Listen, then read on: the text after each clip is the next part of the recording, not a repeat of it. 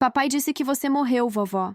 As palavras da pequena Luísa, de 5 anos, atingiram meu peito como um punhal. Ela estava parada na minha porta, de mãos dadas com minha vizinha Dona Conceição, que a trouxera até mim com olhos arregalados de preocupação. As tranças mal feitas de Luísa e o vestidinho amassado denunciavam dias de descuido.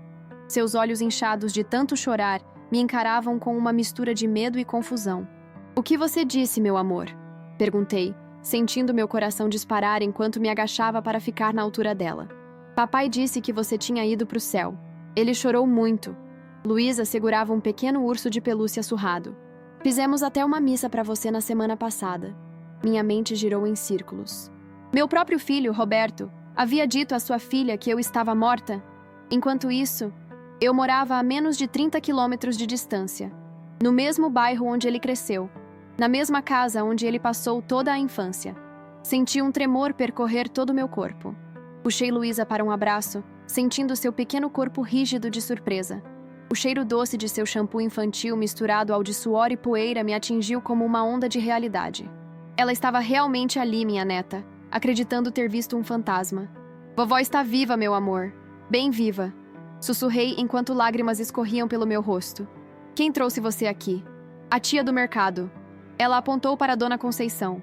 "Eu estava fazendo compra com a Tata e vi a foto sua na carteira dela. Daí falei que você tinha morrido, mas ela disse que tinha te visto ontem." Olhei para cima e vi minha vizinha de 60 anos com as mãos no rosto, chocada com a situação. Conceição me conhecia há mais de 20 anos, desde que me mudei para o bairro Jardim Primavera em Recife. Ela era amiga da falecida mãe de Roberto e frequentava minha casa quase todas as semanas para um café. Pedi para Marina, a babá dela, me deixar trazer a menina até aqui, Aparecida. Conceição explicou. "A moça ficou em choque quando soube. Disse que Roberto falou que você tinha morrido de infarto há 2 meses. Meu mundo desabou naquele instante. 2 meses. O tempo exato desde a nossa última briga, quando Roberto saiu batendo a porta depois de mais uma discussão sobre dinheiro. A última vez que tentei ligar, sua esposa Cristiane atendeu dizendo que ele não queria falar comigo. Percebi que Luísa ainda me olhava fixamente, tentando entender a situação. Com cuidado, a peguei no colo e a levei para dentro de casa. Seu corpinho frágil tremia contra o meu. "Vovó vai preparar um chocolatinho quente, e depois vamos ligar para o seu pai." Falei, tentando manter a voz firme enquanto um ódio gelado começava a se formar dentro de mim. "Ele vai ficar feliz que você não morreu?" Luísa perguntou com inocência. O barulho do ventilador antigo na sala era o único som além de nossa respiração. Nas paredes, dezenas de fotos de Roberto crescendo, incluindo uma de seu casamento com Cristiane. Eu havia sido apagada da vida deles não apenas com palavras, mas com uma mentira monstruosa contada para uma criança inocente. "Sim, meu amor." Menti, beijando sua testa enquanto assentava na cadeira da cozinha. "Tenho certeza que sim." Conceição me observava da porta, os olhos cheios de compaixão e horror. "O que vai fazer, Aparecida?" Abri a gaveta onde guardava documentos importantes e tirei a carta que Roberto havia me enviado há exatos 2 meses, logo após nossa briga. Uma carta que nunca tive coragem de abrir, pois sabia que continha mais acusações injustas, mais cobranças sobre o dinheiro da venda do terreno que seu pai deixara. "Primeiro, vou ler o que ele escreveu." Respondi com uma calma que não sentia. "Depois, vou provar para minha neta que estou viva. E finalmente..." Olhei para o telefone na parede da cozinha, sentindo o peso dos 62 anos nas minhas costas. 42 deles dedicados a criar Roberto sozinha após a morte de Augusto, meu marido. Vou descobrir por que meu filho precisou me matar. Meu nome é Aparecida Ferreira dos Santos. Nascida e criada em Olinda, vim para Recife quando me casei com Augusto, há mais de 40 anos. Éramos, uma família simples. Augusto era motorista de ônibus e eu trabalhava como cozinheira em um restaurante no centro da cidade. Nossa vida não era fácil, mas era honesta. A casa onde moro agora, no bairro Jardim Primavera, foi o único bem que conseguimos comprar depois de anos economizando. Não é grande, apenas 2 quartos, uma sala pequena, cozinha e um quintal onde cultivo minhas ervas e plantas. As paredes precisam de uma nova pintura. O telhado às vezes deixa passar água quando as chuvas são mais fortes, mas é o meu lar. O lar onde criei Roberto desde que Augusto morreu em um acidente, quando nosso filho tinha apenas 7 anos. Todos os dias, sigo a mesma rotina. Acordo às 5 da manhã, faço meu café, Rego as plantas do quintal e vou para a feira do bairro, onde vendo bolos e doces que preparo durante a madrugada. Não é muito, mas complementa minha pequena aposentadoria. Com 62 anos, as dores nos joelhos e na coluna já não me deixam trabalhar em pé por muitas horas, como fazia antes nos restaurantes. Minha vizinha, Conceição, estava agora sentada na sala com Luísa, mostrando-lhe um álbum velho de fotografias que peguei da estante. Podia ouvir a voz da pequena fazendo perguntas sobre as imagens do pai quando criança. Enquanto isso, na cozinha, eu olhava para a carta fechada em minhas mãos trêmulas. Roberto sempre foi um menino inteligente. Consegui matriculá-lo em uma escola particular graças à ajuda de minha antiga patroa, Dona Esther, que pagou metade da mensalidade até ele terminar o ensino médio. Depois, ele conseguiu uma bolsa para estudar administração. Foi o dia mais feliz da minha vida, ver meu filho entrando na universidade, algo que nem eu nem Augusto jamais tivemos chance de fazer. Mas a vida tem dessas ironias. Quanto mais Roberto estudava e crescia, mais distante ficava de mim. Minhas mãos calejadas, meu português simples e meus vestidos baratos pareciam envergonhá-lo quando seus novos amigos da faculdade vinham em casa. Ele começou a me visitar menos, a ligar raramente. Quando se casou com Cristiane, filha de um empresário local, as visitas se tornaram eventos anuais, geralmente no Natal. Luísa nasceu há 5 anos, minha única neta. Nos primeiros meses, Cristiane permitia que eu a visitasse. Depois, as desculpas começaram. A bebê estava dormindo, tinham compromissos. Não era um bom momento. Roberto raramente estava presente durante minhas visitas. Sempre trabalho, sempre ocupado. Há 2 meses, Roberto apareceu na minha porta. Não para uma visita, mas para falar sobre o terreno que Augusto havia deixado. Um pequeno lote na periferia de Olinda que eu havia vendido no ano passado para pagar tratamentos médicos que o SUS não cobria. Uma cirurgia no joelho e tratamento para minha pressão alta que estava descontrolada. "Onde está o dinheiro da venda, mãe?" Roberto perguntou, sentado rigidamente no sofá. Ele não aceitou o café que ofereci, nem os biscoitos que havia feito naquela manhã. Aquele terreno era a minha herança. "Filho, eu precisei vender para pagar os médicos, a cirurgia, os remédios." E tentei explicar, mostrando as receitas e recibos que guardava organizados em uma pasta. "E não podia ter me avisado? Era um patrimônio da família. Eu tinha planos para aquele terreno." "Mas você nunca falou nada sobre isso, Roberto. Faz quase 1 ano que venho tentando te contar, mas você nunca tem tempo para sua mãe." Seu rosto ficou vermelho de raiva. Ele se levantou jogando a pasta com os recibos no chão. "Esse dinheiro não era seu para gastar. Era o único bem que papai deixou. Você sempre foi assim, não é? Gastando o que não é seu, vivendo de favor, implorando a ajuda dos outros." Suas palavras me atingiram como tapas. 40 anos acordando de madrugada para fazer marmita para ele levar para a escola. Noites costurando uniformes para economizar. Fins de semana fazendo faxina em casas de família para pagar material escolar. "Roberto," minha voz falhou. "Tudo que fiz na vida foi por você. E agora está querendo me culpar? Típico." Ele pegou as chaves do carro. "Não sei por que ainda perco meu tempo vindo aqui. Foi a última vez que o vi. Tentei ligar nos dias seguintes, mas Cristiane sempre dizia que ele estava ocupado. 1 semana depois, chegou uma carta registrada. Guardei-a na gaveta, sem coragem de ler mais acusações. O silêncio se instalou, e os dias foram passando. E agora, 2 meses depois, descobri que para meu filho e sua família, eu estava morta." "Vovó?" A voz de Luísa me trouxe de volta ao presente. Ela estava parada na porta da cozinha, olhando curiosa para o envelope em minhas mãos. "O que é isso?" "É uma carta do seu pai, querida." Respondi, guardando-a novamente na gaveta. Não era hora de abri-la, não na frente dela. "Por que ele disse que você tinha morrido?" Os olhos dela brilhavam de confusão. "A tia Conceição mostrou fotos suas comigo quando eu era bebê. Eu não lembrava." Meu coração se apertou. Como explicar algo tão cruel para uma criança? Como dizer que seu pai havia inventado a morte da própria mãe por... Por quê? Vergonha? Raiva? Dinheiro? "Às vezes, meu amor, os adultos cometem erros." Disse, acariciando seu cabelo. Talvez seu pai tenha se confundido. Era uma mentira piedosa. Naquele momento, olhando para os olhos inocentes da minha neta, decidi que precisava descobrir a verdade. Não apenas por mim, mas por ela. "Vamos ligar para a Tata? Ela deve estar preocupada." Sugeri, referindo-me a babá. Conceição me olhou com preocupação. "Aparecida, tem certeza?" E se Roberto vier aqui furioso? Um calafrio percorreu minha espinha. Não reconhecia mais meu filho. O homem que havia gritado comigo 2 meses atrás não era o menino que eu criei. E agora, descobrir que ele havia inventado minha morte. Que venha, respondi, sentindo uma coragem que não sabia que ainda tinha. Esta casa é minha, e esta criança é minha neta. Está na hora de enfrentarmos a verdade. Peguei o telefone e disquei o número da casa de Roberto, o mesmo número que havia tentado diversas vezes nos últimos 2 meses. Enquanto esperava, olhei para a gaveta onde a carta ainda esperava, guardando segredos que logo seriam revelados. O telefone tocou 3 vezes antes que alguém atendesse. A voz feminina e jovem do outro lado da linha não era de Cristiane, mas sim de Marina, a babá de Luísa. Residência da família Menezes Santos, ela disse com formalidade. Marina? É Aparecida, a mãe de Roberto. Falei, sentindo o peso daquelas palavras. Mãe. Uma palavra que, pelo visto, Roberto havia tentado apagar. Houve um silêncio do outro lado, seguido por um suspiro de nervosismo. Dona Aparecida? Mas... Marina parecia confusa e assustada. Eu não entendo. A Luísa está aqui comigo, Marina. Dona Conceição a trouxe quando a encontrou no mercado.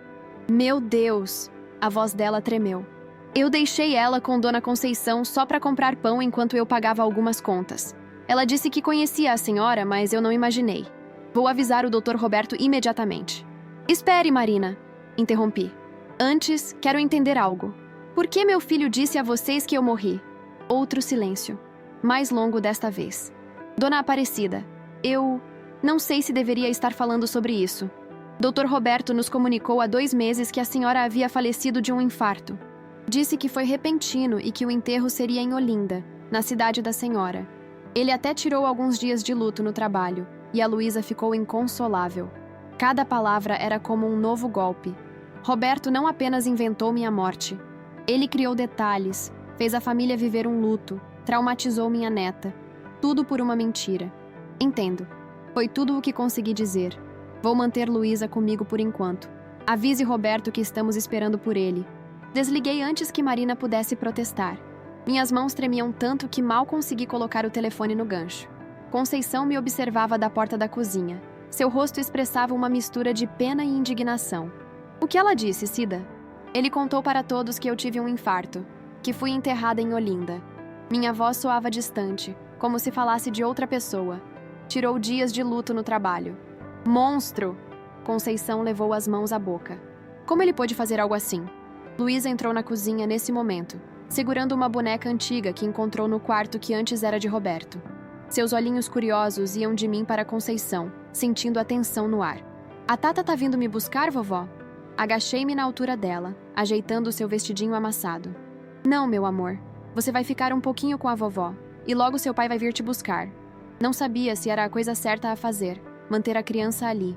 Mas algo dentro de mim dizia que precisava enfrentar Roberto cara a cara, com Luísa presente. Ele precisava explicar para nós duas por que havia inventado tamanha mentira. O relógio na parede marcava 15h43 quando ouvimos o barulho de um carro freando bruscamente na frente da casa. Conceição correu para a janela. É ele, com a esposa. Senti meu estômago afundar. Roberto estava acompanhado de Cristiane, o que significava que a confrontação seria ainda mais difícil. Sua esposa nunca escondeu o desprezo que sentia por mim, pela minha casa simples, pelos meus modos de mulher do interior. Luísa, querida, vá brincar no quarto um pouquinho. A vovó precisa conversar com seu pai primeiro. Pedi, tentando manter a calma. Mas antes que Luísa pudesse sair da cozinha, a porta da sala foi aberta com violência. Roberto entrou como um furacão, seguido por Cristiane, que parecia tão pálida quanto um fantasma. Mãe? A voz de Roberto falhou ao me ver. Por um instante vi confusão genuína em seus olhos, como se realmente esperasse encontrar minha casa vazia, ou talvez ocupada por outras pessoas. Oi, filho. Respondi, sentindo uma estranha calma me dominar. Surpreso em me ver viva? Cristiane soltou um grito abafado quando me viu. Ela agarrou o braço de Roberto, como se precisasse de apoio para não cair. Isso não pode ser verdade. Ela murmurou. Você disse que ela tinha morrido! Fomos até a missa! Roberto estava paralisado, seu rosto alternando entre branco e vermelho. Luísa correu para ele, abraçando suas pernas. Papai, a vovó não morreu, ela tá aqui. A alegria na voz da criança contrastava com o terror no rosto de Roberto. Lentamente, caminhei até a gaveta e peguei a carta que ele havia me enviado 2 meses antes. Aquela que nunca tive coragem de abrir. Por que, Roberto? Por que dizer à sua filha, sua esposa, a todos que eu estava morta? Ele afastou Luísa gentilmente e deu um passo à frente. Seus olhos, tão parecidos com os de Augusto, estavam cheios de uma emoção que não conseguia identificar. Não era vergonha nem remorso. Era medo. Não foi assim, mãe. Você não entende. Então me explique.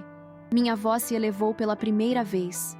Explique por que minha neta acredita que a avó dela estava morta. Explique por que inventou até um enterro. Roberto, o que está acontecendo? Cristiane parecia genuinamente confusa. Você me disse que sua mãe teve um infarto. Levou-nos a uma missa em Olinda. Foi então que percebi.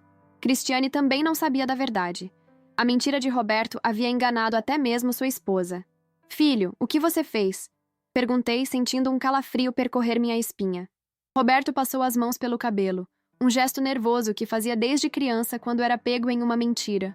Seus olhos evitavam os meus, fixando-se na carta em minhas mãos. Você leu? Ele perguntou, apontando para o envelope.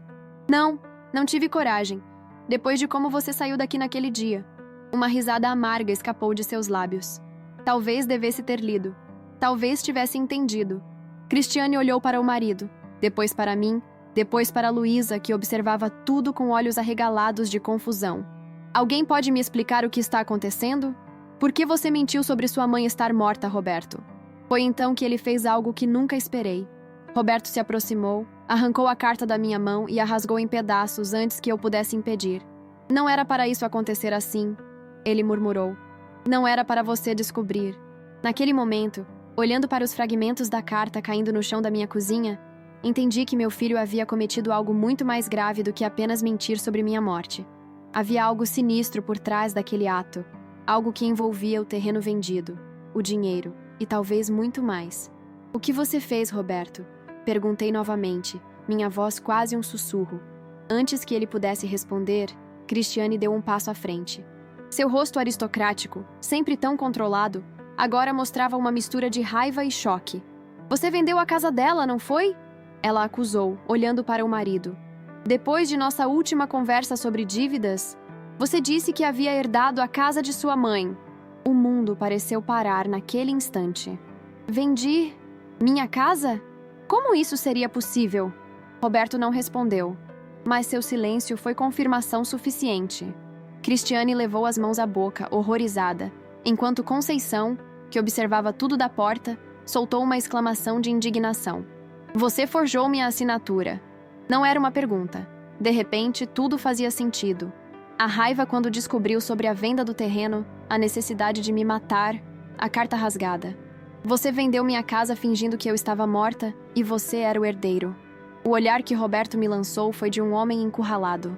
Um homem capaz de qualquer coisa. Quando Roberto tinha 7 anos, Augusto morreu em um acidente na estrada. O ônibus que dirigia derrapou na pista molhada e capotou várias vezes. Ele foi a única vítima fatal. Lembro-me daquele dia como se fosse ontem. A chuva caía forte e 2 policiais bateram na porta de nossa pequena casa alugada no subúrbio de Recife. Roberto estava fazendo a lição de casa na mesa da cozinha. Quando os policiais me deram a notícia, meu primeiro pensamento não foi sobre como sobreviveria sem Augusto, mas sobre como protegeria Roberto. Naquela noite, depois que os vizinhos foram embora e Roberto finalmente adormeceu agarrado à camisa do pai, sentei-me na cama vazia e chorei em silêncio. Foi a última vez que me permiti chorar assim. No dia seguinte, sequei as lágrimas, vesti minha roupa preta e comecei a construir uma vida para nós 2. O seguro de Augusto era mínimo. O dinheiro acabou em menos de 1 ano. Comecei a trabalhar em 2 empregos, como auxiliar de cozinha durante o dia e faxineira à noite. Uma vizinha cuidava de Roberto enquanto eu trabalhava. Aos finais de semana, lavava roupa para fora para complementar a renda. Quando Roberto completou 10 anos, consegui matriculá-lo na escola particular Santa Maria. Foi um milagre conseguido através de Dona Esther, dona do restaurante onde eu trabalhava. Ela viu o boletim de Roberto e decidiu que um menino tão inteligente merecia uma educação melhor. A senhora precisa entender, Aparecida, ela me disse um dia. Seu filho tem potencial para ser alguém na vida, mas ele precisa das ferramentas certas. Naquela mesma semana, Dona Esther pagou o uniforme, os livros e metade da mensalidade. A outra metade eu pagava fazendo faxina na casa dela e de algumas amigas aos sábados. Roberto não sabia disso. Para ele, eu simplesmente trabalhava como cozinheira. Foi também Dona Esther quem me ajudou a comprar a casa onde moro até hoje. Ela me emprestou o dinheiro da entrada, que fui pagando aos poucos durante anos. A casa era simples, precisando de reformas, mas era nossa. O primeiro lar próprio que Roberto e eu tivemos desde a morte de Augusto.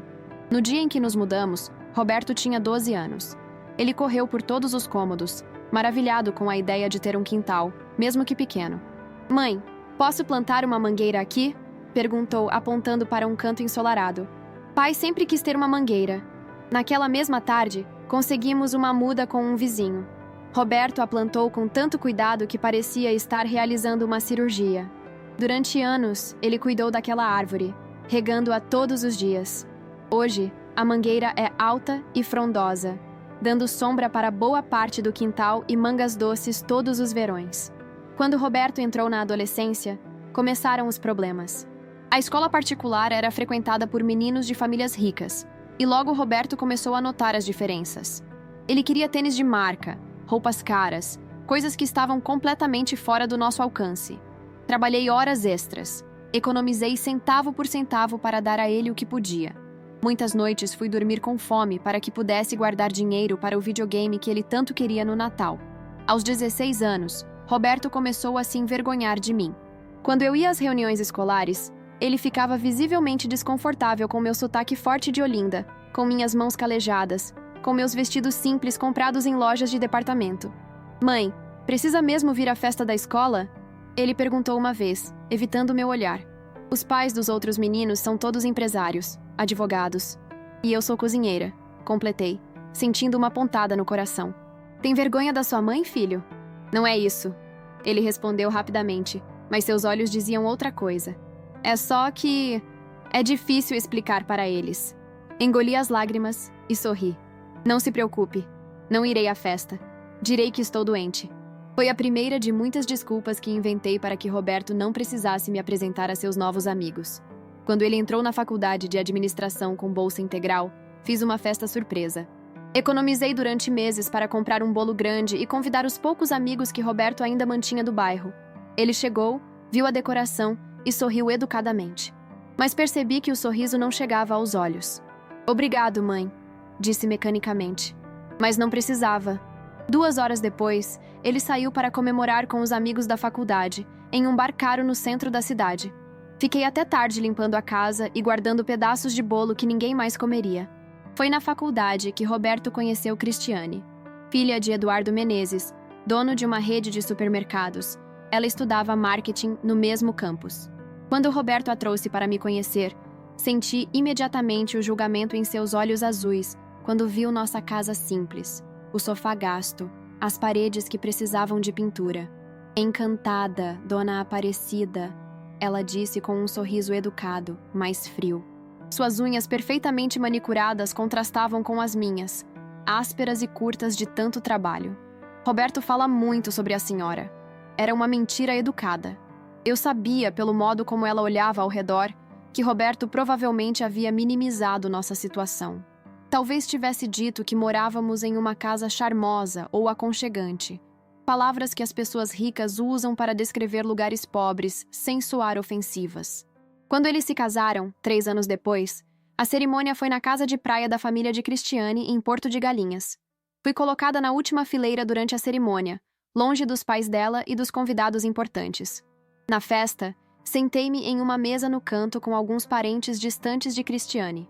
Roberto passou brevemente para me cumprimentar, beijou minha testa e sussurrou: "Obrigado por tudo, mãe", antes de voltar para os braços da esposa e seus amigos ricos. Quando Luísa nasceu, pensei que as coisas mudariam.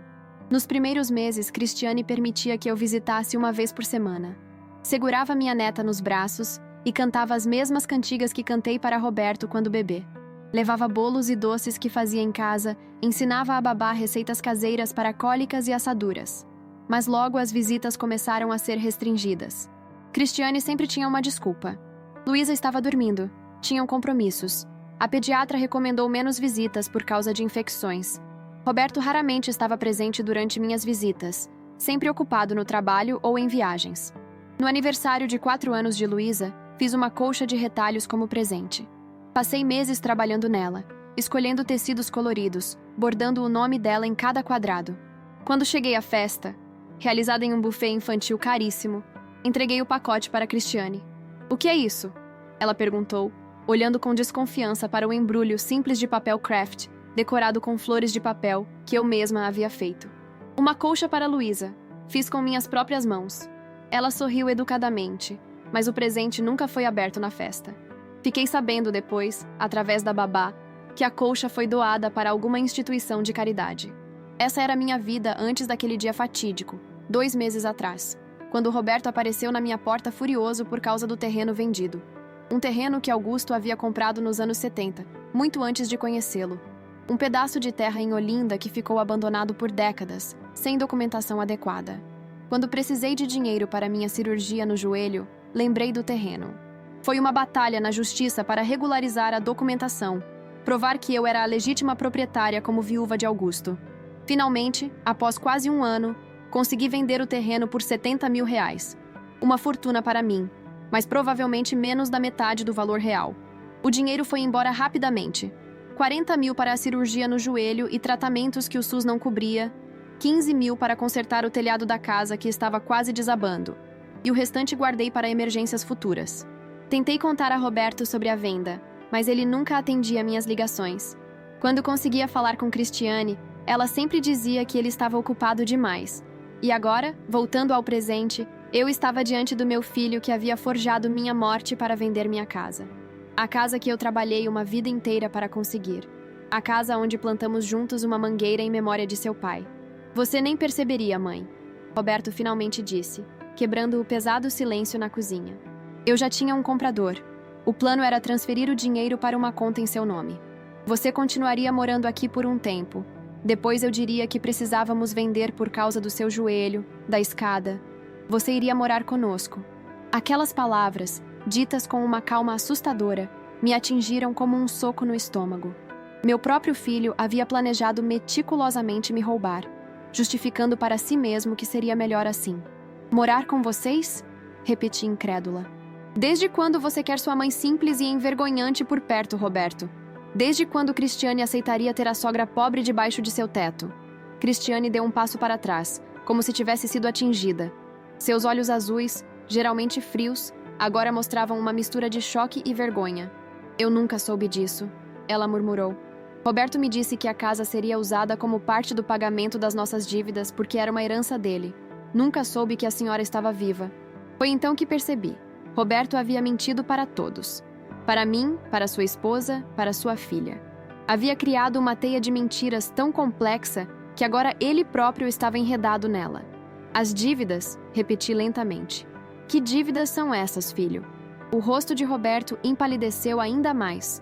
Ele olhou para Cristiane, depois para Luísa, que observava a cena com olhos assustados, e finalmente para mim. "Não era para ser assim", ele repetiu. "Eu ia consertar tudo." Mas eu sabia, olhando para os pedaços rasgados da carta no chão, que algumas coisas, uma vez quebradas, nunca mais podem ser consertadas completamente. O silêncio na cozinha era tão denso que poderia ser cortado com uma faca.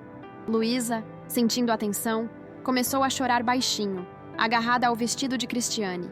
Minha nora, ainda em choque, afagava distraidamente o cabelo da filha enquanto encarava o marido com um misto de horror e descrença.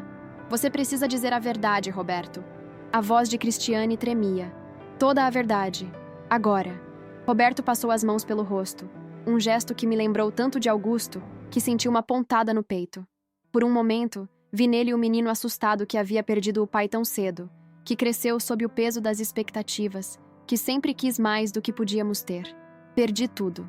Ele finalmente confessou, a voz quase inaudível. Os investimentos, o apartamento na praia, o dinheiro que seu pai emprestou para abrir a empresa. Tudo. Cristiane recuou como se tivesse levado um tapa. "O quê? Como assim perdeu tudo? Você me disse que os negócios estavam indo bem." "Estavam, no início." Roberto olhou para o chão. "Mas fiz alguns investimentos arriscados. Quando começaram a dar errado, tentei recuperar o dinheiro investindo ainda mais. Foi como uma bola de neve." Olhei para meu filho, este estranho de terno caro e relógio de ouro no pulso, e tentei encontrar nele o menino que havia plantado uma mangueira no quintal. E por isso decidiu me matar e vender minha casa? Perguntei, sentindo uma calma estranha. Para pagar suas dívidas? Não foi assim. Ele se defendeu. Eu só precisava de tempo. Você não entende de negócios, mãe. Às vezes é preciso tomar decisões difíceis. Decisões difíceis? A voz de Cristiane subiu uma oitava. Você chama de decisão difícil forjar a morte da sua própria mãe? Fazer sua filha acreditar que a avó estava morta? Nos levar a uma falsa missa de 7º dia? Conceição, que havia permanecido calada até então, aproximou-se e pegou Luísa pela mão. Vamos lá fora ver a mangueira, querida. Sua avó me contou que seu pai a plantou quando era pequeno como você. Agradeci a Conceição com o olhar enquanto ela levava minha neta para longe daquela cena dolorosa. Assim que a porta da cozinha se fechou, virei-me para Roberto. O comprador da casa, exigi. Quem é? Roberto hesitou por um momento. Ricardo Mendonça, dono da construtora que está fazendo aquele condomínio de luxo 2 quarteirões daqui. O nome me era familiar. O bairro Jardim Primavera, antes um lugar simples de classe média baixa, estava sendo rapidamente transformado pela especulação imobiliária. Casas antigas como a minha estavam sendo derrubadas para dar lugar a prédios de luxo. Ricardo Mendonça era um dos responsáveis por essa transformação. Quanto? Perguntei, a voz firme. Quanto ele ofereceu pela minha casa? 500 mil. Roberto respondeu baixo. Ele quer o terreno, não a casa. Vai demolir tudo. O valor me chocou. R$500 mil. Uma fortuna. Dinheiro suficiente para viver confortavelmente pelo resto da minha vida. Mas era também o valor da minha história, das minhas memórias, do meu lar. E quanto das suas dívidas isso pagaria, Roberto? Ele engoliu em seco. Quase tudo. O suficiente para recomeçar, pelo menos. Cristiane deu uma risada amarga. Recomeçar? Você mentiu para mim durante quanto tempo, Roberto? Meu pai me ligou semana passada perguntando quando você ia começar a pagar o empréstimo que ele fez para a sua empresa. Eu disse a ele que estávamos indo bem, que logo começaríamos a pagar. Era tudo mentira? Roberto não respondeu, mas seu silêncio foi resposta suficiente. Cristiane pegou a bolsa que havia deixado sobre a mesa. Preciso sair daqui, ela disse. Preciso pensar. Vou levar Luísa comigo. Para onde? A voz de Roberto era pequena, quase infantil. Para a casa dos meus pais. Ela respondeu. Não consigo olhar para você agora. Ela saiu para o quintal para buscar Luísa. Roberto fez menção de segui-la, mas eu o detive com um gesto. Antes de irmos atrás delas, você vai me mostrar. Mostrar o quê? Os papéis da venda. Quero ver como você planejava me matar legalmente. Seu rosto ficou vermelho de vergonha, mas ele obedeceu, abrindo a pasta de couro que trazia consigo. De dentro, tirou uma série de documentos. Havia uma certidão de óbito com meu nome, perfeitamente falsificada. Um inventário indicando Roberto como único herdeiro. Um contrato de compra e venda já preparado, faltando apenas sua assinatura como novo proprietário da casa. Peguei os papéis com as mãos trêmulas. Ver meu próprio atestado de óbito, a causa da morte listada como infarto agudo do miocárdio, a data precisamente 2 meses atrás, causou uma sensação indescritível. Era como olhar para um universo alternativo onde eu realmente havia partido, onde minha vida havia terminado sem que eu realizasse meus sonhos mais simples. Como conseguiu isso? Perguntei, apontando para o atestado de óbito. Tenho um cliente que... Roberto parou, percebendo o que estava prestes a admitir. Não importa. Eu ia cancelar tudo quando soube que você descobriu. Cancelar? Repeti incrédula. Isso é falsificação de documento público, Roberto. É crime. Eu sei. Ele gritou, perdendo a compostura pela primeira vez. Você acha que eu não sei? Mas o que mais eu poderia fazer? Estou afundado em dívidas. Cristiane não sabe nem da metade. Se eu não conseguir o dinheiro logo, podemos perder até a casa onde moramos. Naquele momento, a porta da cozinha se abriu. Cristiane estava lá, segurando Luísa pela mão. O rosto da minha nora estava pálido, mas seus olhos revelavam uma determinação que eu nunca havia visto antes. É verdade, Roberto? Ela perguntou, apontando para os papéis na mesa. Você falsificou um atestado de óbito? Roberto pareceu encolher diante do olhar da esposa. Eu ia resolver tudo, Cris. Você tem que acreditar em mim. Como? Mantendo sua mãe escondida para sempre? Fazendo Luísa acreditar que a avó estava morta? Cristiane balançou a cabeça. Não reconheço mais você. Foi então que algo inesperado aconteceu. Luísa soltou-se da mão de Cristiane e correu até mim. Sem hesitar, jogou seus pequenos braços ao redor da minha cintura e me abraçou com força. Eu sabia que você não tinha ido pro céu, vovó. Ela sussurrou contra meu avental. Eu sonhei com você muitas vezes. Aquelas palavras simples, ditas com a inocência que só uma criança possui, quebraram algo dentro de mim. As lágrimas que havia contido durante toda aquela terrível tarde finalmente transbordaram. Abracei minha neta com força, sentindo seu pequeno corpo quente contra o meu, o cheiro doce de seu shampoo, a confiança inocente com que se agarrava a mim. Roberto! Chamei, ainda abraçando Luísa. Olhe para sua filha. Olhe para o que você fez.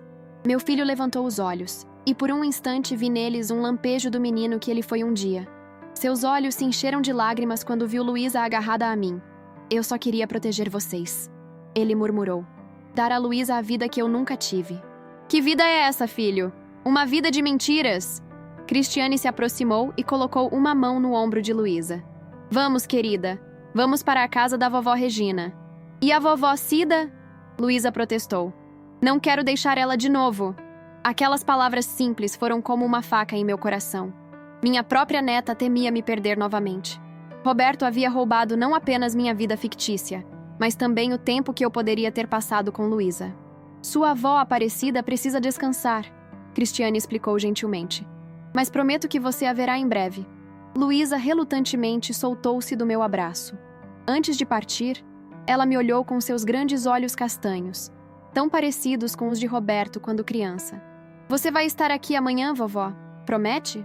Engoli o nó na garganta. Prometo, meu amor. Vovó não vai a lugar nenhum.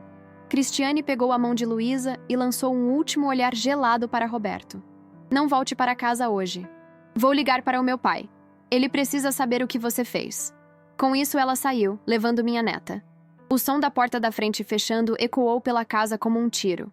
Ficamos em silêncio, Roberto e eu, como estranhos em uma sala de espera. Meu filho, este homem que eu não reconhecia mais, estava parado no meio da minha cozinha, cercado pelos fragmentos rasgados de sua carta e os documentos que provavam sua traição. O que você ia fazer comigo? Perguntei finalmente. Depois de vender a casa. Qual era o plano? Roberto não respondeu imediatamente. Seu olhar vagou pela cozinha, pelas paredes descascadas, pelos armários antigos, pela mesa onde ele havia feito lição de casa por tantos anos. Eu ia te contar tudo depois que o dinheiro estivesse seguro, ele disse finalmente. Ia explicar que era a única saída. Ia te compensar, mãe. Juro que ia. Me compensar? Repeti. Como se compensa alguém por roubar sua vida, seu lar, sua identidade? Você não entende, ele insistiu, a voz quebrando. Eu estava desesperado. As dívidas, as ameaças, o banco prestes a tomar nossa casa. Olhei para meu filho e, pela primeira vez, vi-o não como o menino que criei ou o homem que me traiu, mas como um estranho preso em uma teia de mentiras que ele mesmo teceu. Saia da minha casa, disse com uma calma que não sentia. Agora. Mãe, por favor. Saia! Meu grito ecoou pelas paredes da pequena cozinha. Do lado de fora, os pássaros que costumavam cantar na mangueira silenciaram. Roberto recuou como se tivesse levado um tapa. Não tenho para onde ir, ele murmurou. Cristiane levou o carro. Isso não é problema meu, respondi. Da mesma forma que minha morte não foi problema seu. Roberto juntou os documentos espalhados pela mesa com mãos trêmulas. Sem dizer mais nada, dirigiu-se à porta. Antes de sair, virou-se uma última vez. Eu sinto muito, mãe. Mais do que você imagina. Quando a porta se fechou atrás dele, fiquei sozinha na cozinha silenciosa. Os restos rasgados da carta, ainda espalhados pelo chão, como confetes de alguma celebração macabra. Do lado de fora, o céu começava a escurecer, e os primeiros pingos de chuva batiam contra a janela. Lentamente, como uma anciã muito mais velha do que meus 62 anos, agachei-me e comecei a recolher os pedaços da carta. Talvez, se conseguisse juntá-los, poderia finalmente descobrir o que meu filho havia escrito naquele dia, 2 meses atrás, quando decidiu que seria mais fácil me matar do que enfrentar a verdade. A chuva caía forte quando Conceição voltou. Ela me encontrou ainda na cozinha, sentada à mesa, tentando juntar os pedaços rasgados da carta como um quebra-cabeça impossível. Minhas mãos tremiam, e meus olhos ardiam de tanto chorar. Cida, pelo amor de Deus! Ela disse, tirando o guarda-chuva encharcado. O que aconteceu? Vi Roberto saindo a pé, debaixo dessa chuva toda. Nem me olhou quando passei por ele. Ele tentou me matar, Conceição, respondi, sem levantar os olhos dos fragmentos de papel.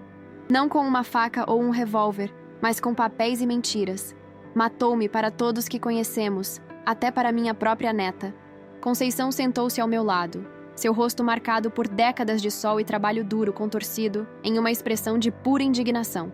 O menino perdeu a cabeça. Como pôde fazer isso com a própria mãe? Dinheiro, respondi simplesmente. Dívidas, a mesma razão de sempre. Contei a ela tudo o que havia descoberto. As falsificações, a venda planejada da casa, as dívidas escondidas. Conceição ouviu tudo em silêncio, balançando a cabeça ocasionalmente, seus olhos escuros brilhando de raiva. E agora? O que você vai fazer? Ela perguntou quando terminei. Olhei para os pedaços da carta em minhas mãos. Mesmo depois de quase 1 hora, só havia conseguido montar pequenos trechos. Sinto muito, dizia um deles. Última chance, dizia outro. Não sei, admiti. Parte de mim quer denunciá-lo. É crime o que ele fez, Conceição. Falsificação, tentativa de estelionato. E a outra parte? A outra parte ainda é mãe, sussurrei. Ainda vê nele o menino que plantou uma mangueira no quintal. Conceição pegou minhas mãos entre as suas. Suas palmas eram ásperas como as minhas, marcadas por décadas de trabalho duro. Cida, sou sua amiga há mais de 20 anos. Vi você criar esse menino sozinha. Vi você passar fome para que ele pudesse ter o que precisava. Vi você limpar casas nos finais de semana para pagar aquela escola cara. Ela apertou minhas mãos com força. Mas também vi como ele te tratou ao longo dos anos. Como se envergonhava de você. Como te afastou quando se casou com aquela moça rica. Suas palavras eram duras, mas verdadeiras. Ao longo dos anos, havia me acostumado a justificar o comportamento de Roberto. Ele está ocupado com o trabalho. Ele tem uma família para cuidar. Ele está tentando se estabelecer no mundo dos negócios. Sempre encontrava uma desculpa para explicar seu afastamento, sua frieza, até mesmo seu desprezo mal disfarçado. O que você está dizendo, Conceição? Estou dizendo que talvez seja a hora de pensar em você mesma, pela primeira vez na vida. Ela respondeu. Esse menino é um homem feito agora.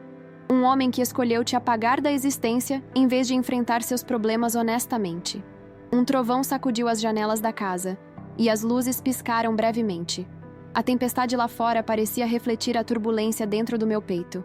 55 anos, murmurei. O quê? Tenho 55 anos de trabalho nas costas, Conceição. Comecei a trabalhar com 7 anos, ajudando minha mãe a lavar roupa para fora. Nunca parei desde então.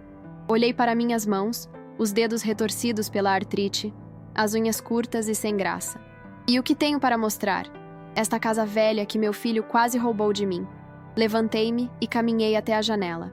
Lá fora, a mangueira que Roberto plantou tantos anos atrás se curvava sob a força da chuva, mas suas raízes profundas a mantinham firme.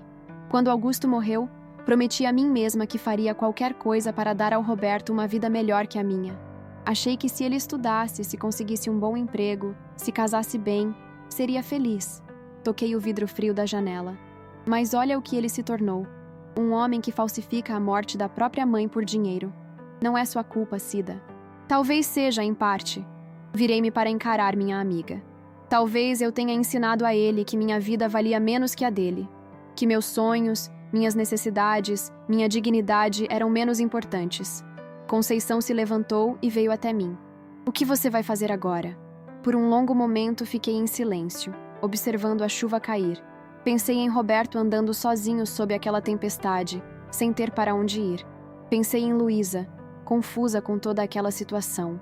Pensei em mim mesma, uma mulher de 62 anos que havia passado a vida inteira cuidando dos outros. Primeiro, vou descobrir o que dizia essa carta. Decidi, voltando para a mesa. Depois, vou conversar com um advogado. Preciso proteger o que é meu. Um advogado? Você vai denunciar seu filho?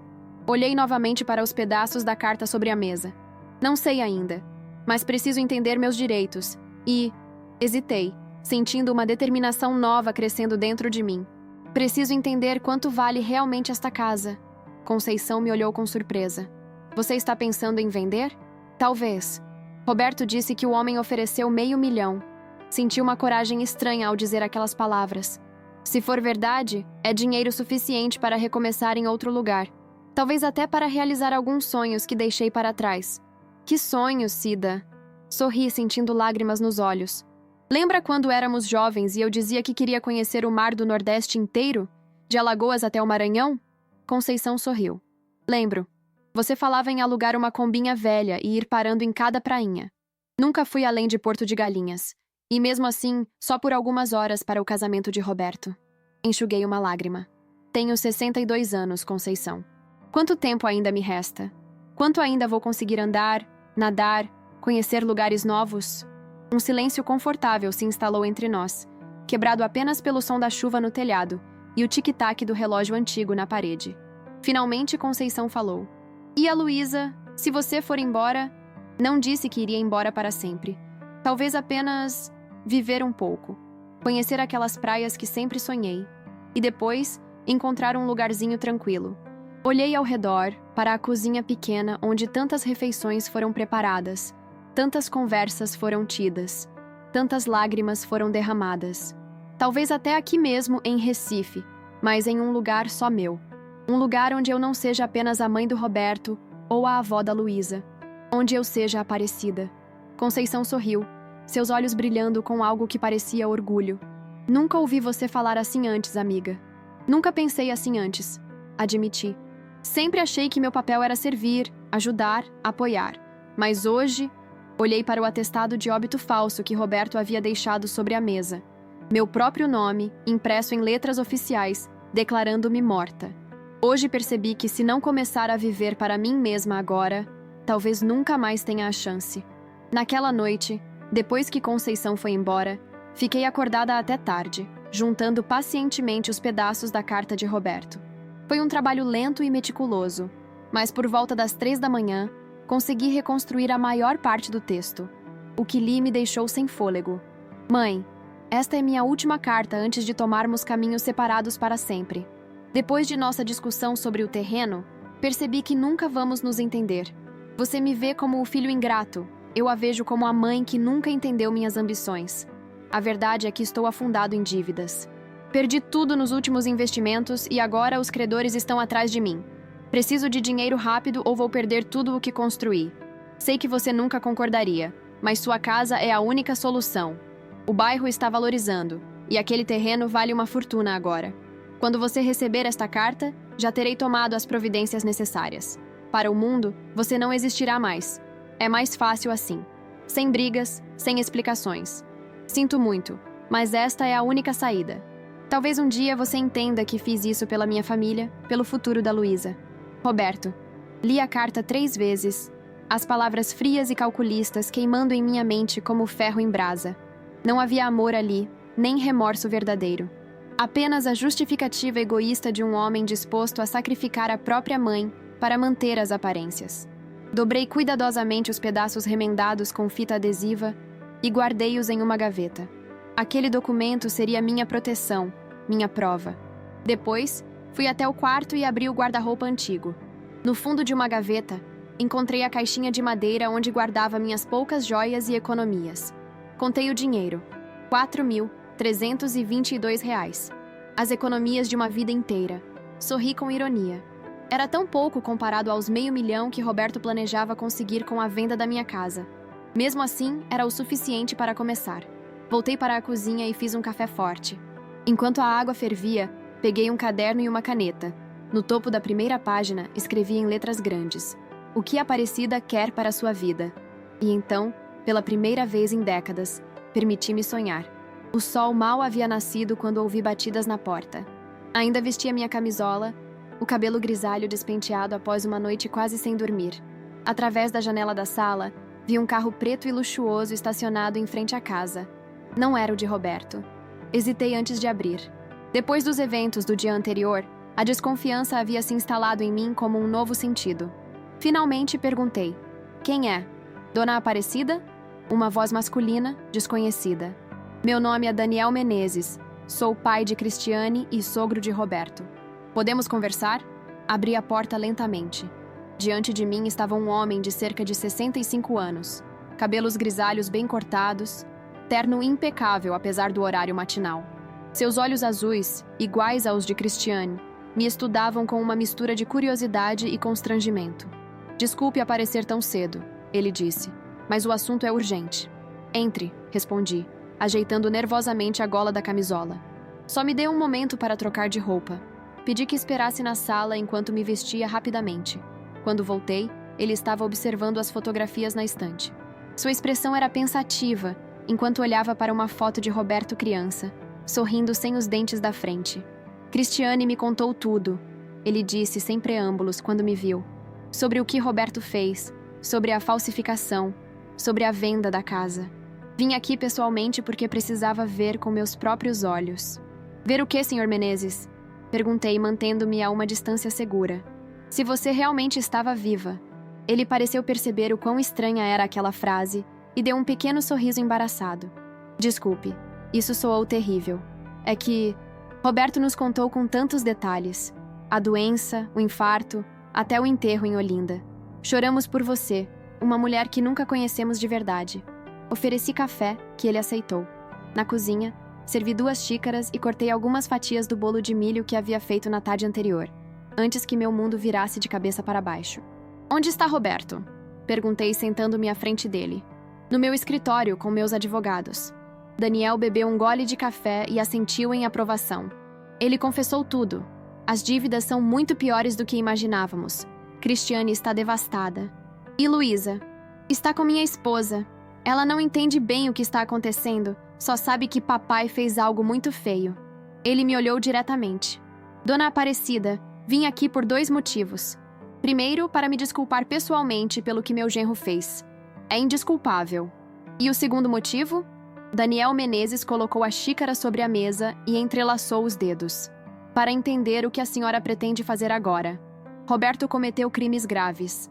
Falsificação de documento público, tentativa de estelionato, fraude. Se a senhora decidir denunciá-lo à polícia, ele certamente irá para a prisão. A palavra prisão ecoou na pequena cozinha. A imagem de Roberto atrás das grades, vestindo o uniforme de presidiário, me atingiu com força. Apesar de tudo que ele havia feito, a ideia de vê-lo preso causava um aperto no peito que não conseguia ignorar. Não sei o que vou fazer ainda, respondi honestamente. Tudo aconteceu ontem. Ainda estou tentando processar. Daniel assentiu. Compreensível. Mas preciso ser franco com a senhora. Minha filha está considerando o divórcio. As mentiras, as dívidas escondidas, e agora isso foi demais. E quanto às dívidas de Roberto, são graves o suficiente para comprometer o futuro de Luísa. O que o senhor quer de mim exatamente? Ele respirou fundo. Gostaria de propor um acordo. Um que poderia ajudar a senhora e garantir alguma segurança para minha neta. Estreitei os olhos. Que tipo de acordo? Sua casa. O homem que Roberto contatou, Ricardo Mendonça, é um velho conhecido meu do ramo imobiliário. Ele confirmou a oferta de R$500 mil pelo terreno. Daniel fez uma pausa estudando minha reação. Proponho que a senhora considere vender a casa, mas com algumas garantias. Meus advogados cuidariam de tudo, garantindo que o dinheiro fosse diretamente para a senhora. Além disso, em troca da sua discrição quanto aos crimes de Roberto, assumiria pessoalmente as dívidas dele. Ele trabalharia para mim até quitá-las, sob minha supervisão direta, sem acesso a contas bancárias, sem poder de decisão financeira. Basicamente, voltaria à estaca zero. Olhei pela janela da cozinha, para a mangueira no quintal. Suas folhas brilhavam com as gotas de chuva da noite anterior. E se eu me recusar? Se decidir denunciá-lo? Então Roberto enfrentará as consequências legais de seus atos.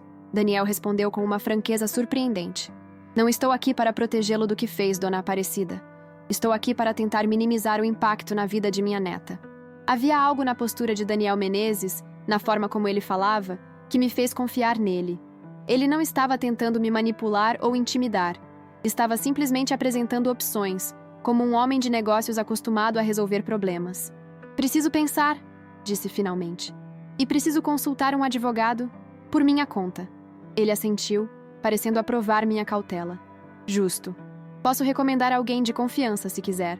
Tenho alguém em mente, respondi, pensando em Joaquim, filho de Dona Conceição, que havia se formado em Direito e agora trabalhava em um escritório no centro. Daniel terminou seu café e se levantou. Tem mais uma coisa que a senhora deveria saber, Dona Aparecida. Algo que descobrimos apenas ontem à noite, quando Roberto confessou tudo. O quê? O terreno em Olinda que a senhora vendeu. Roberto descobriu que, devido à expansão da cidade e ao novo plano diretor, aquela área se valorizou enormemente nos últimos 2 anos. O terreno que a senhora vendeu por 70 mil vale hoje cerca de 300 mil reais. A revelação me atingiu como um soco. 300 mil reais. Mais do que 4 vezes o valor que recebi. Como ele descobriu isso? Roberto trabalhou com avaliações imobiliárias por um tempo. Quando soube que a senhora havia vendido o terreno, verificou os registros no cartório e fez algumas consultas com corretores locais. Daniel fez uma pausa. Foi aí que começou o plano dele. Ele acreditava que a senhora havia sido enganada na venda e que o dinheiro extra deveria ter sido dele por direito. Por direito? Repeti, sentindo a raiva crescer novamente. Que direito? Aquele terreno era de Augusto, meu marido. Passei 1 ano na justiça para regularizar a documentação. Não estou defendendo o pensamento dele, senhora. Só explicando como ele justificou suas ações para si mesmo. Daniel caminhou até a porta, mas parou antes de sair. Há mais uma coisa que gostaria de perguntar. Sim? A senhora gostaria de ver Luísa? Cristiane mencionou que a menina acordou perguntando pela avó. A menção à minha neta trouxe lágrimas aos meus olhos, mais do que qualquer coisa no mundo. Posso trazê-la hoje à tarde, se a senhora permitir. Assente, sem confiar na minha voz para responder. Daniel Menezes se despediu com um aperto de mão formal e saiu. Pela janela, vi quando seu motorista abriu a porta do carro preto. Antes de entrar, ele olhou mais uma vez para a casa, seu rosto pensativo. Assim que o carro partiu, peguei o telefone e liguei para Conceição. Precisava urgentemente de sua ajuda para contatar Joaquim. Enquanto discava, meus olhos caíram sobre o caderno onde havia escrito minhas aspirações durante a madrugada. A primeira item da lista dizia: conhecer o litoral nordestino, de Alagoas ao Maranhão. Abaixo eu havia anotado: abrir uma pequena pousada em uma praia tranquila. Era um sonho antigo, quase esquecido.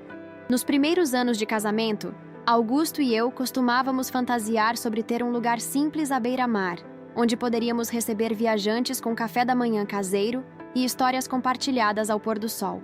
A vida havia se encarregado de enterrar esse sonho sob o peso das responsabilidades, especialmente após a morte de Augusto.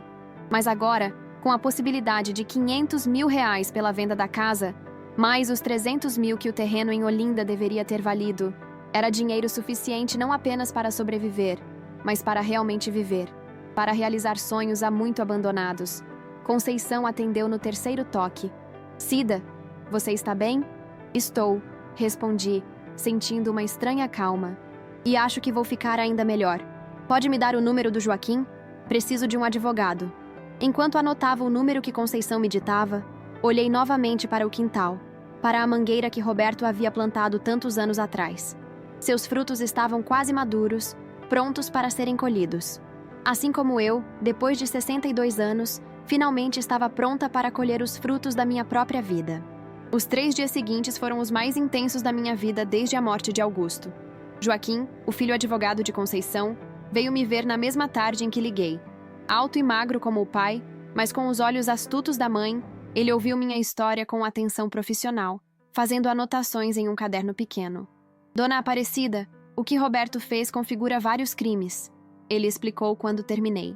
Falsificação de documento público, tentativa de estelionato e possivelmente até falsidade ideológica.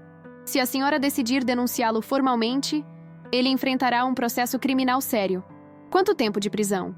Perguntei, a voz baixa. Considerando todos os crimes e sem antecedentes, provavelmente de 4 a 8 anos, dependendo do juiz. Joaquim ajustou os óculos. Mas entendo sua hesitação. É seu filho, afinal. Serve mais café para nós dois, ganhando tempo para organizar meus pensamentos. Pela janela da cozinha, podia ver Luísa brincando no quintal sob a mangueira. Daniel Menezes havia cumprido sua promessa e a trouxera para passar a tarde comigo. Agora ela corria feliz, perseguindo uma borboleta laranja, completamente alheia ao drama adulto que se desenrolava. Quais são minhas opções, Joaquim? Perguntei finalmente. Bem, a primeira é óbvia. Denunciar Roberto formalmente e deixar a justiça seguir seu curso. Ele fez uma pausa. A segunda seria aceitar algum tipo de acordo, como o que o Sr. Menezes propôs. Ele me procurou hoje cedo, a seu pedido. E o que você acha? Profissionalmente? Joaquim pensou por um momento. O acordo é surpreendentemente justo. Ele está oferecendo compensação financeira completa, supervisão de Roberto e garantias legais sobre o dinheiro da venda da casa. Como advogado, raramente vejo acordos tão favoráveis à parte lesada.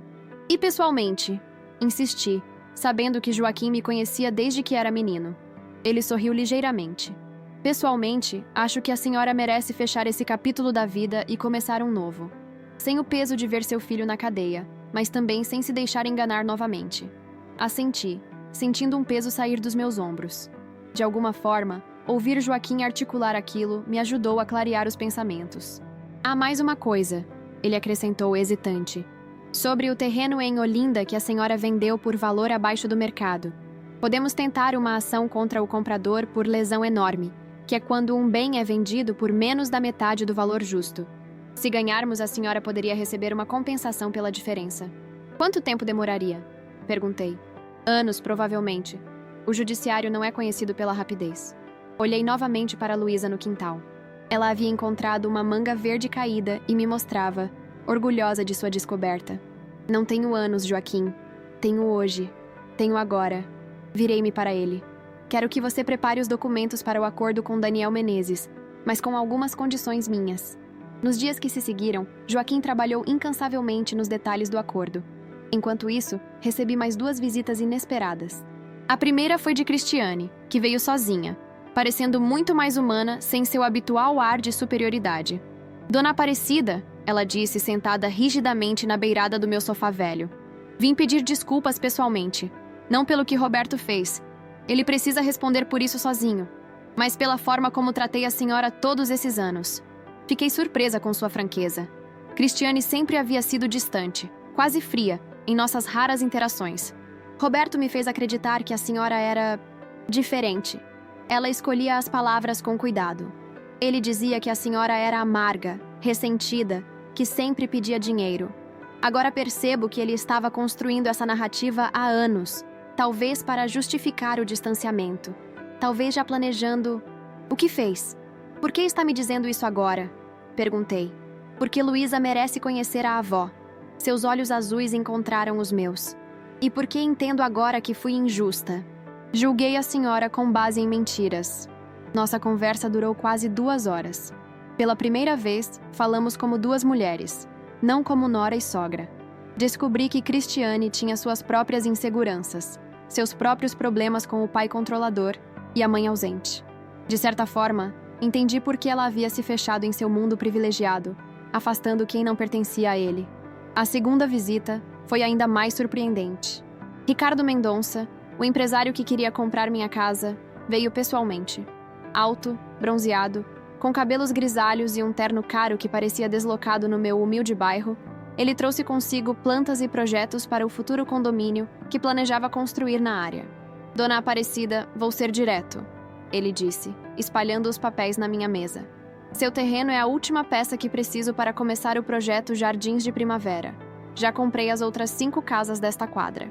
Olhei para as plantas coloridas, mostrando um elegante condomínio com piscina, área de lazer e apartamentos de luxo. No lugar onde ficava minha casa, havia um espaço marcado como Área Verde, fase 2. Por que está me mostrando isso? Ricardo sorriu, revelando dentes perfeitamente brancos. Porque quero que a senhora entenda o valor do seu terreno para mim. Quero ser transparente. Diferente do meu filho, que tentou me enganar. Ele teve a decência de parecer constrangido. Sobre isso, Daniel Menezes me explicou a situação. Quero deixar claro que não tinha ideia do que Roberto estava fazendo. Ele me procurou dizendo que havia herdado a casa após o falecimento da mãe. Mostrou documentos que pareciam legítimos. E o senhor não verificou? Confiei na palavra dele como executivo e genro de Daniel. Ele se recostou na cadeira.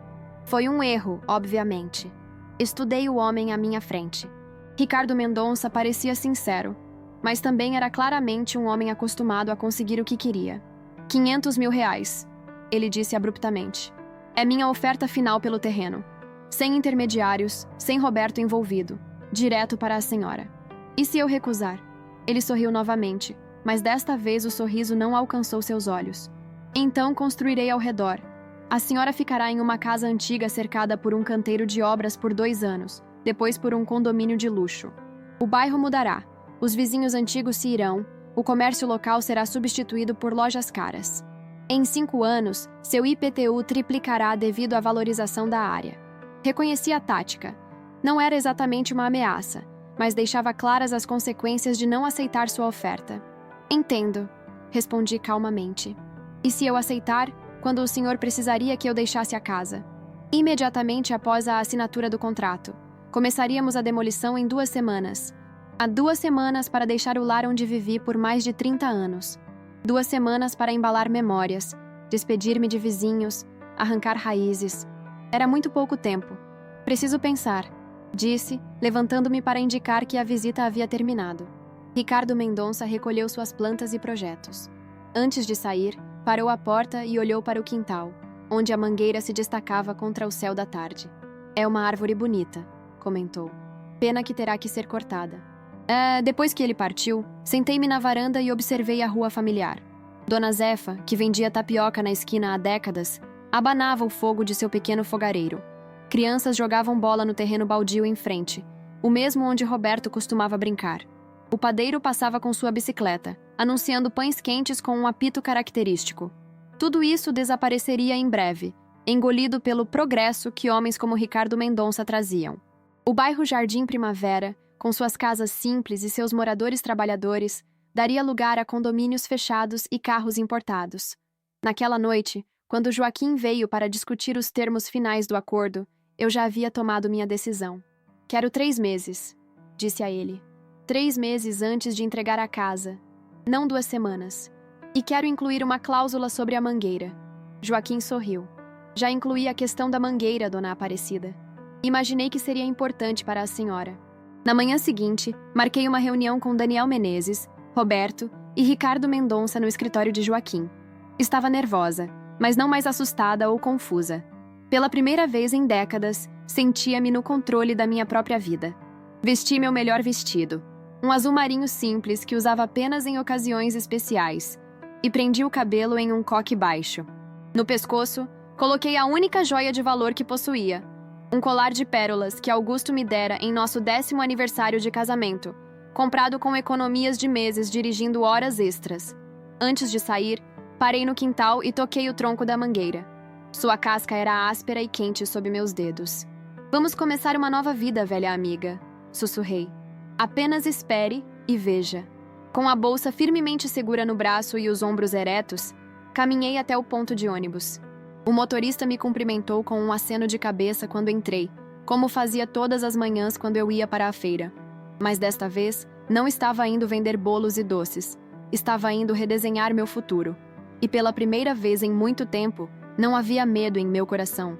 Apenas uma determinação tranquila e a certeza de que, finalmente, era hora de Aparecida viver para si mesma. O escritório de advocacia onde Joaquim trabalhava ficava no 20º andar de um prédio comercial no centro de Recife. Através das janelas de vidro, podia-se ver o rio Capibaribe serpenteando pela cidade e, ao longe, o azul do oceano.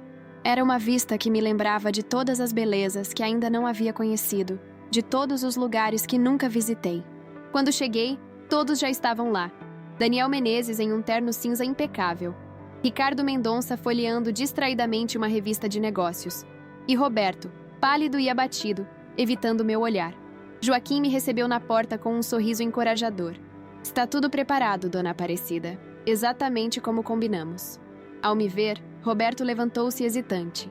Parecia ter envelhecido 10 anos em apenas uma semana. Seu rosto estava marcado por olheiras profundas, e a barba, sempre impecavelmente aparada, estava por fazer. Mãe, ele começou, a voz trêmula. Levantei uma mão para detê-lo. Não agora, Roberto.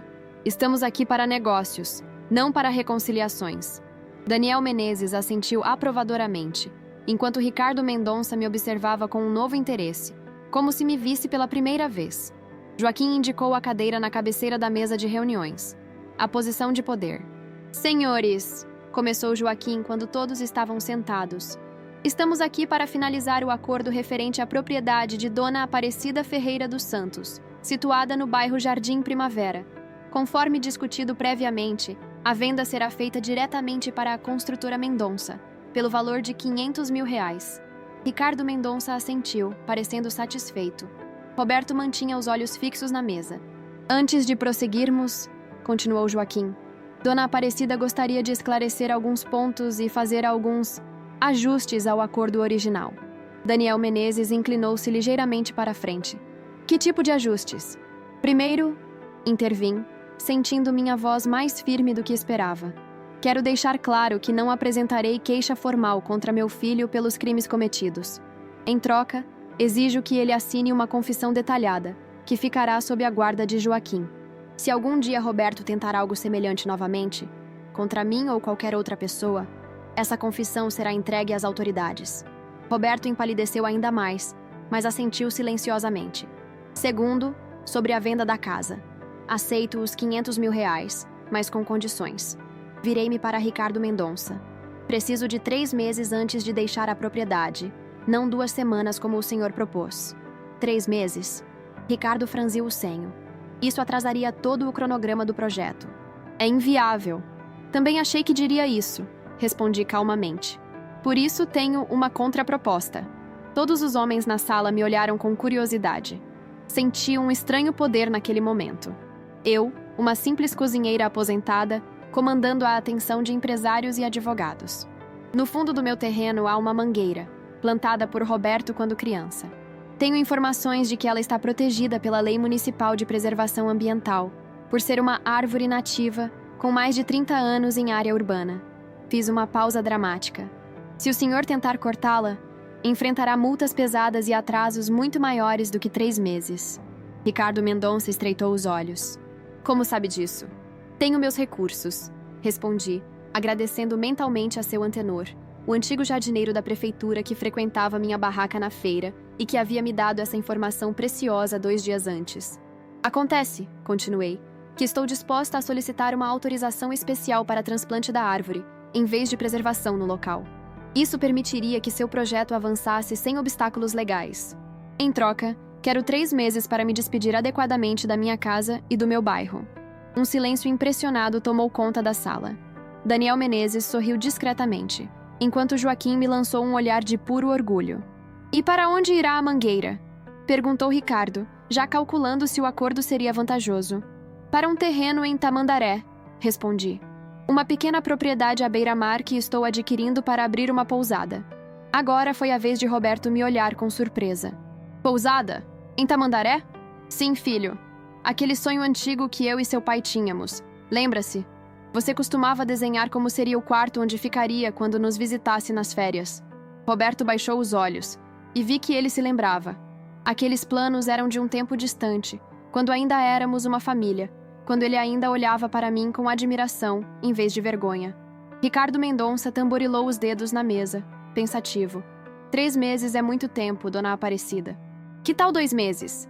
E eu arco com todos os custos do transplante da mangueira, incluindo o transporte até Tamandaré e o replantio adequado por especialistas.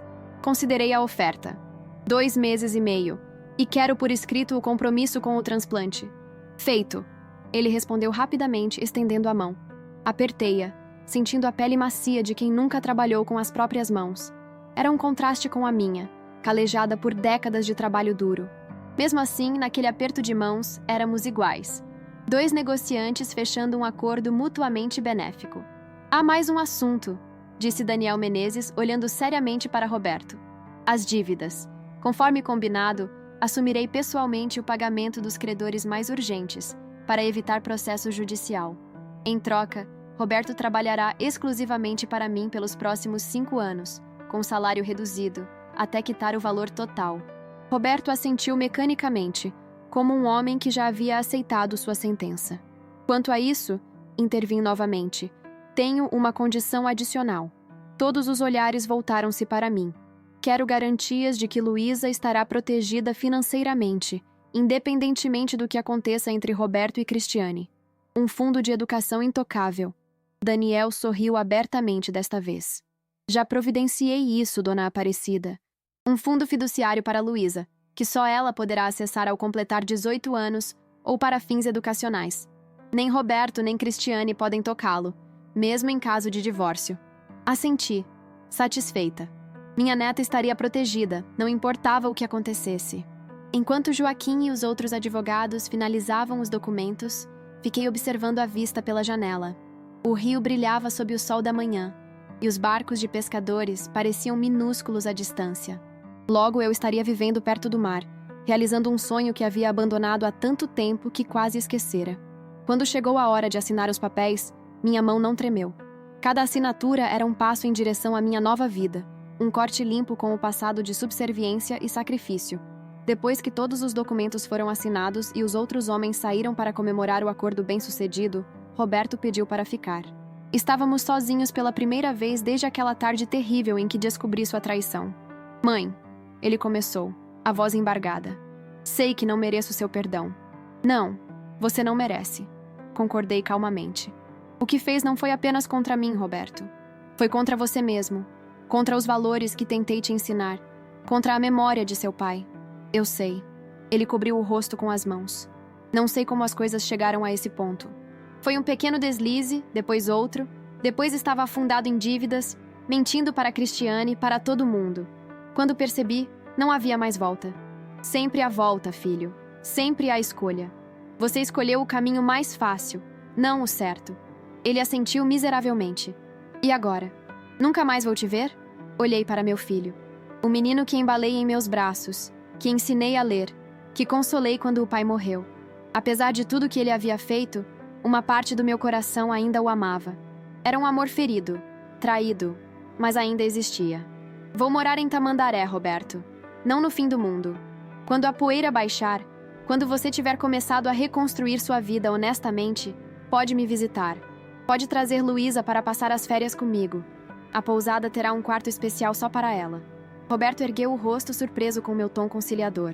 "Depois de tudo que fiz, ainda me aceitaria em sua vida?" "Não confunda perdão com esquecimento", respondi. "Nunca esquecerei o que você fez. A confiança que existia entre nós está quebrada e levará muito tempo para ser reconstruída, se é que algum dia será. Mas você ainda é meu filho, e Luísa merece ter uma avó e um pai em sua vida." "Obrigado", ele sussurrou, as lágrimas finalmente escorrendo. "Eu não esperava nem isso. Há uma condição, Roberto." Minha voz era firme agora. "Você precisa contar a verdade para Luísa quando ela tiver idade suficiente para entender. Não quero segredos ou mentiras entre nós três. Se ela perguntar por que a avó mora longe, por que o pai e a mãe se separaram, você dirá a verdade." Ele hesitou por um longo momento antes de assentir lentamente. "Prometo, não mais mentiras." Levantei-me, indicando que nossa conversa havia terminado. Estava emocionalmente exausta, mas também sentia um estranho alívio, como se um peso que carregava há anos, não apenas desde a traição, mas desde que comecei a viver exclusivamente para meu filho, tivesse sido removido dos meus ombros. "Vou sair agora", disse, ajeitando a bolsa no braço. "Tenho muito o que preparar nos próximos 2 meses e meio." Roberto se levantou também, parecendo deslocado em seu próprio corpo. Posso ajudar com algo? A mudança, talvez?" "Não, obrigada. Joaquim já providenciou tudo, e Conceição estará comigo." Caminhei até a porta, mas parei antes de sair. "Ah, Roberto, há mais uma coisa que gostaria que você soubesse." "O quê?" Ele me olhou ansiosamente. "A casa em Tamandaré. Comprei-a com meu próprio nome, é claro, mas..." Fiz uma pequena pausa. "O registro da pousada inclui o nome de Luísa como coproprietária futura. Quando ela completar 21 anos, metade do negócio será dela." Pensei que deveria saber. A expressão de Roberto se transformou em algo que não consegui decifrar completamente. Surpresa, vergonha, talvez até um lampejo do antigo orgulho que sentia de mim quando criança. "Por quê?" ele perguntou finalmente. "Depois de tudo, porque diferente de você, eu não escolho o caminho mais fácil, escolho o certo." Com isso, saí da sala, deixando meu filho sozinho com seus pensamentos. No elevador, enquanto descia os 20 andares de volta à rua, permiti-me um pequeno sorriso. Pela primeira vez em décadas, o futuro não parecia uma extensão do passado, mas algo completamente novo e meu. Um futuro que eu havia escolhido, negociado e conquistado com minhas próprias forças. Quando alcancei a calçada, o sol de Recife estava forte e brilhante. Parei por um momento, sentindo seu calor no rosto e pensando em como seria acordar todas as manhãs com a vista do mar de Tamandaré. Tirei os sapatos apertados que havia comprado especialmente para a reunião.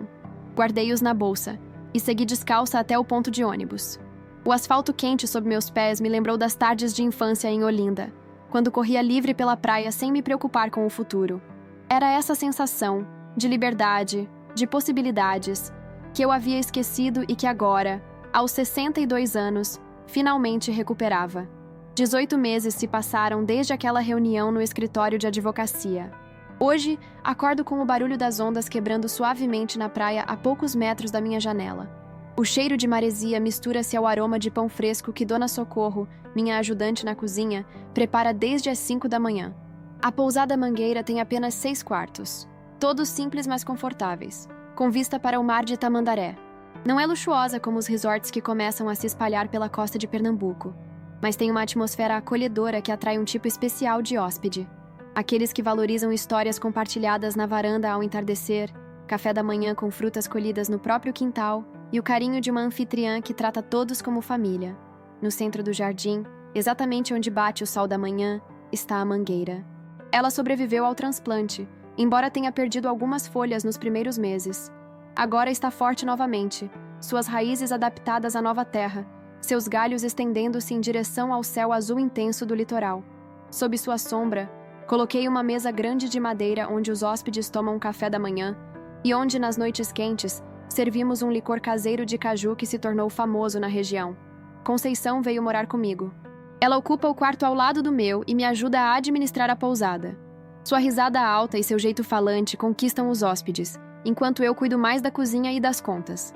Formamos uma dupla eficiente, e nos últimos 6 meses, a pousada não teve um único dia sem hospedagem. Roberto vem nos visitar a cada 2 meses, sempre trazendo Luísa. Ele e Cristiane se divorciaram, como era esperado, mas mantêm uma relação cordial pela filha. Roberto agora trabalha diretamente com o sogro, administrando uma das lojas da rede de supermercados. Seu salário é modesto, e a maior parte vai para pagar as dívidas antigas, mas ele parece mais em paz consigo mesmo. Nossa relação nunca voltou a ser o que era antes. Talvez nunca tenha sido o que imaginei que fosse. Há um respeito cauteloso entre nós. Uma distância que talvez nunca seja completamente superada. Mesmo assim, vejo em seus olhos um arrependimento genuíno e, ocasionalmente, lampejos do menino que ele foi. Luísa, por outro lado, floresce a cada visita. Aos 7 anos, ela é curiosa e vivaz, fascinada pelo mar e pelas histórias que conto sobre seu avô Augusto, que nunca conheceu. Seu quarto na pousada, decorado com conchas que ela mesma coleta e desenhos coloridos de peixes e sereias, é o mais bonito de todos. Ontem à noite, enquanto estávamos sentados na varanda observando o pôr do sol tingir o mar de laranja e rosa, Luísa me fez a pergunta que eu sabia que um dia viria. Vovó, por que você e papai ficaram tanto tempo sem se ver? Tata disse que vocês brigaram muito forte. Olhei para Roberto, que estava sentado do outro lado da varanda, tensão evidente em sua postura. Nossos olhares se encontraram e vi nele o pedido silencioso para adiar aquela conversa difícil. Seu pai e eu tivemos um desentendimento, sim, respondi cuidadosamente. Às vezes as pessoas que se amam também se magoam. Precisávamos de tempo para curar essas mágoas. Mas agora vocês se amam de novo? A simplicidade da pergunta infantil me pegou desprevenida. Olhei novamente para Roberto, que agora tinha os olhos fixos no horizonte, onde o sol desaparecia no mar. Sim, meu amor, respondi finalmente. De uma maneira diferente, talvez mais sábia, como esta mangueira que trouxemos do Recife. Ela parecia que não ia sobreviver. Perdeu folhas. Ficou triste por um tempo. Mas olha só como está forte agora. Luísa olhou para a árvore que se destacava contra o céu crepuscular, depois para mim e depois para seu pai. Quero que vocês sejam felizes, ela declarou com a convicção absoluta que só as crianças possuem, como a mangueira. Mais tarde, quando Luísa já estava dormindo, Roberto me encontrou sozinha na varanda. Sentou-se ao meu lado na cadeira de balanço que havia sido de Augusto, uma das poucas peças que trouxe da casa antiga. Obrigado, ele disse simplesmente, por não contar toda a verdade ainda. Ela vai saber um dia, como combinamos, quando puder entender. Eu sei. Ele ficou em silêncio por um momento. A pousada está indo bem. Melhor do que esperava, confirmei. Já estamos com reservas para os próximos 3 meses. Fico feliz por você, mãe, de verdade. Olhei para o rosto do meu filho, iluminado pela luz suave que vinha da sala. Havia rugas novas ao redor de seus olhos. e alguns fios grisalhos começavam a aparecer nas têmporas. O trabalho duro sob a supervisão rigorosa do sogro estava deixando marcas. E você, Roberto, está feliz? Ele considerou a pergunta por um longo momento antes de responder. Estou em paz. Não é bem felicidade, não ainda.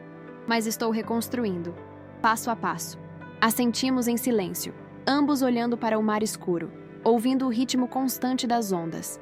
Havia uma distância entre nós que nunca seria completamente fechada, mas também havia uma compreensão que não existia antes.